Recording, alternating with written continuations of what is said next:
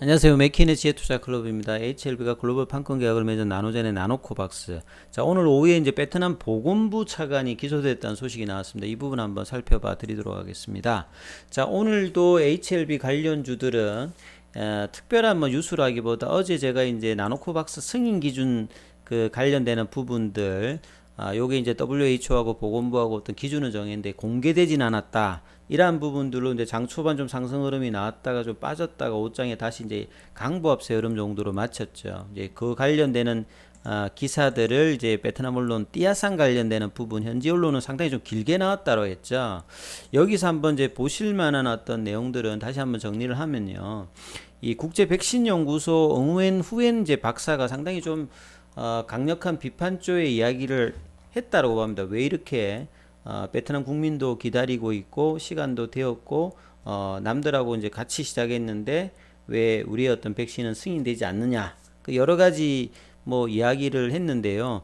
실제로 FDA 기준을 본다고 하면 긴급한 상황에서 백신 허가는 코로나 때 이전하고 좀 달랐다. 이제 백신에서 긴급 사용 승인이 났다고 하는 것은 3상까지 다 해서 또 변이까지 포함해서 한다기보다는요, 사용하기 앞서서 필요한 모든 증거를 기다리는 게 아니라 지금까지 나왔던 데이터, 긴급 승인 관련되는 부분은 중간 어떤 결과를 기반으로 해서 제품이 잠재적인 어떤 위험과, 그래서 이제 이분은 위험에 대해서 안전성 관련되는 부분이 제일 중요하다고 이야기했는데, 그거와 승인을 했을 때 어떤 이점, 이 두 가지를 어떤 균형을 맞추면서 전문적인 어떤 사람이 실무에 있으면서도 과학적 지식이 있어가지고 백신의 최근의 어떤 상황들을 다 고려해서 용기 있는 어떤 결정을 내려야 된다.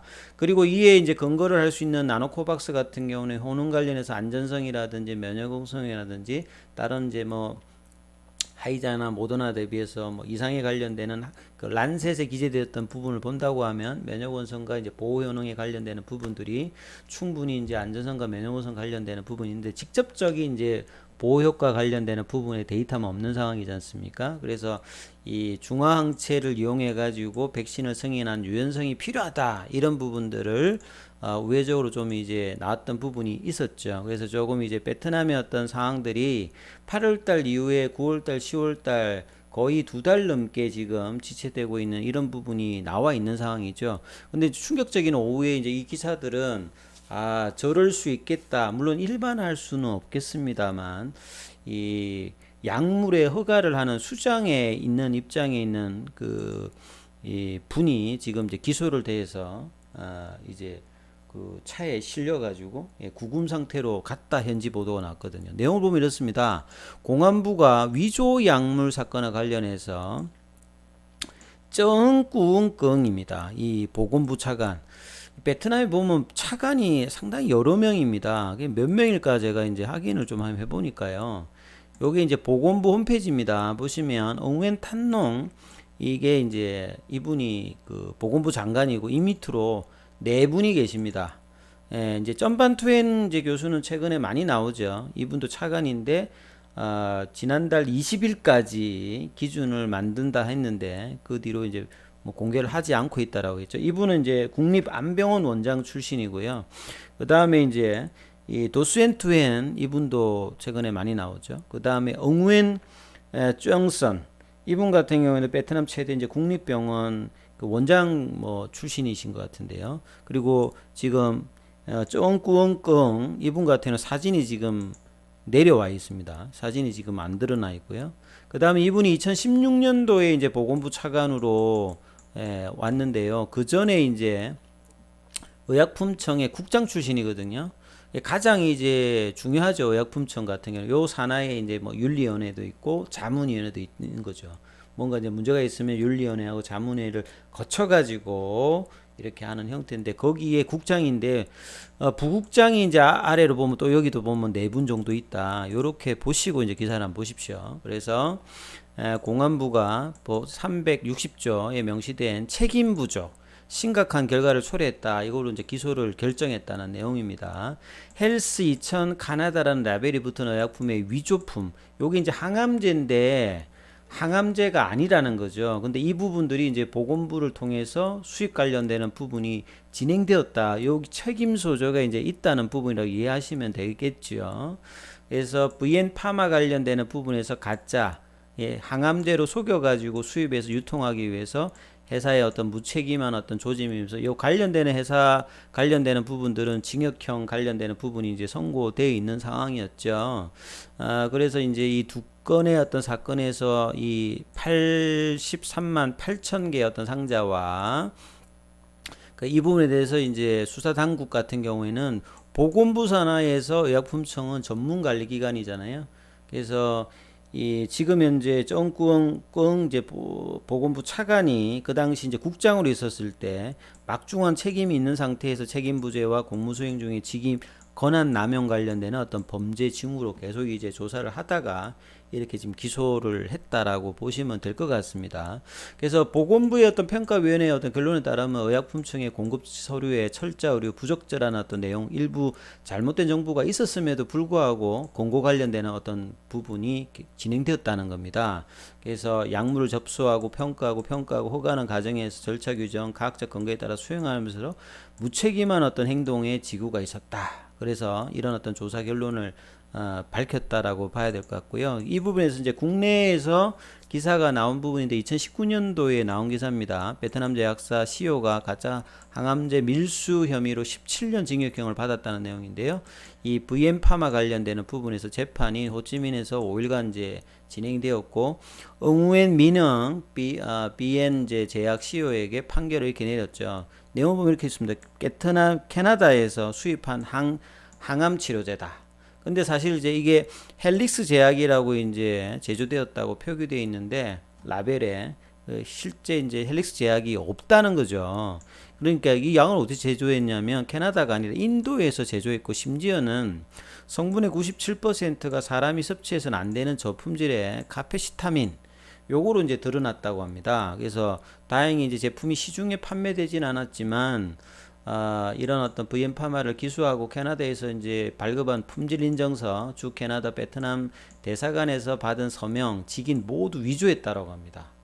그래서 이런 어떤 부분에서 이제 징역형이 돼 있고요. 수입 담당한 이 무역 운송 대표도 이제 선고를 받았고요.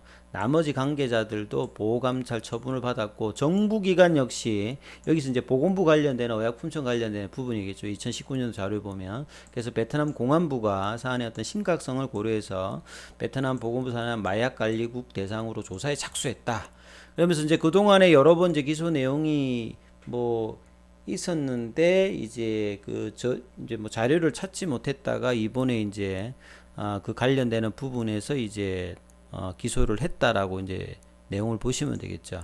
그래서 이분이 이제 61년생이시거든요. 박사학위도 받았고 2016년도에 보건부 차관으로 임명되기 전에 의약품청에서 오랫동안 이제 그 국장으로 역임했다. 완전 실무를 했다라고 봐야 되겠죠. 그래서 이제 이 관련되는 이제 뭐 부국장이라든지 나머지 분들도 이제 기소를 받았다라고 봐야 되겠죠. 그래서 2014년도부터 이 부분에 대한 어떤 이야기들이 나왔던. 근데 이제 실제 지금의 이제 어떤 상황에 또 영향이 충분히 있을 수 있는 내용이라고 봐야 되겠죠.